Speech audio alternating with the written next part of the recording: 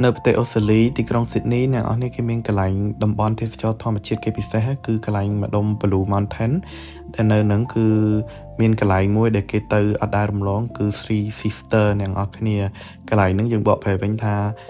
ដុំថ្មបងប្អូនស្រី3នាក់អញ្ចឹងដោយសារអីកន្លែងហ្នឹងដុំថ្មហ្នឹងគឺវាកើតឡើងពីការសឹករិចរឹលរបស់ធម្មជាតិពាន់ឆ្នាំអញ្ចឹងណាដែលយើងមើលទៅដូចមនុស្សស្រី3នាក់ឈរទន្ទឹមគ្នាអញ្ចឹងមិនគេហៅថា Three Sister ហ្នឹងហើយកន្លែងប្លង់នេះវិញគឺជាការជិះរទេះភ្លើងចុះចូលព្រៃតាមជម្រាលដែលខ្ពស់ជាងគេអ្នកទាំងអស់គ្នាដែលគេចាត់ទុករទេះភ្លើងដឹកអ្នកដំណើរនេះជារទេះភ្លើងដែលចោតបំផុតក្នុងពិភពលោកអ្នកនេះគឺសៀវមែនតើមកវាចុះចំណោតរហូតហ្មងណា